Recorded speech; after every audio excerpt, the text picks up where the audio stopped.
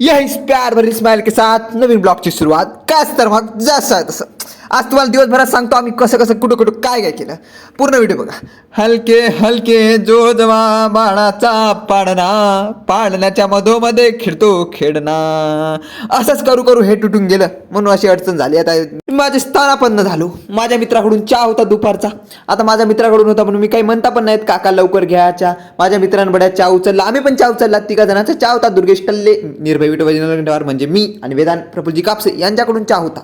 आता तुम्हाला म्हणून सांगतो चहा पित होतो. माझं लक्ष गेलं माझा मित्र 10 वेळ फोनवरच बोलत होता. तर याला पैसे द्यायचे होते का नव्हते पण आखरी त्यानंच पेमेंट केलं. बरं आम्ही थेट ग्राउंडवर पोहोचलो. ग्राउंडवर एवढी खतरनाक मॅच चालू होती.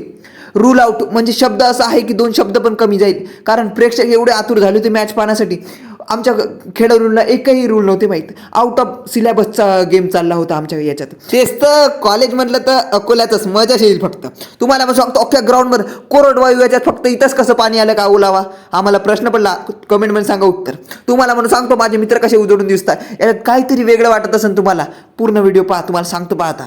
आता मी जात होतो हॉस्टेलवर जाऊन आम्ही ते खोल्याचं ठरवलं. हॉस्टेलवर जाऊन बघतो तर काय हे पोरं होतं एखादं दुसऱ्यानं खाल्लं असं सारखी परिस्थिती झाली. 3 जण मिळून एकच डबा खाल्ले. मी खो खोच्या टीममध्ये आमचे एक्सेप्ट सिरीज मधून खेळणारे खेळाडू आदित्य देशमुख यांचा फक्त 1 पॉईंटने आम्ही हारलो नाही तर आम्ही मॅच जिंकणार होतो. खेळलो नाही पण मनात आलं की खो खोची टीम आपली हारली म्हणून मला मनातलं दुःख व्यक्त करण्यासाठी मी पाणीपुरी खायला गेलो. तेव्हा मला कळलं माणूस पण किती झिजतो काम करू करू तसा हा पाठ कसा झिजलाय. कांदे कापू काकू विचार करण्याजोगती गोष्ट आहे. किती वर्ष झाली या पाटावर कांदे कापत असेल. किती कांदे कापले असेल. किती लोकांनी खाल्ले असेल.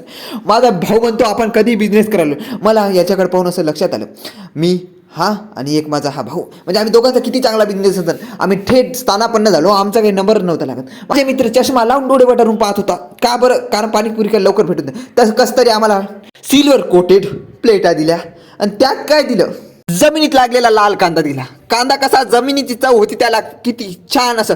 मी जाता जाता एकच म्हटलं काका एकदा स्माईल करून द्या. काकांनी स्माईल केली. त्यांचा दुसरा पार्टनरनी पण आम्हाला हसू लागले. काय करो त्यांनी एक स्माईलमुळे आमचा दिवस चांगला जाईल असं वाटलं त्यांचा पण आणि आमचा पण. जाता जाता एकच सांगतो आयुष्य किती सुंदर आहे असं शेकोटी करायची खुर्चीवर जाऊन बसायचं. धन्यवाद फॉर व्हिडिओ बघण्यासाठी.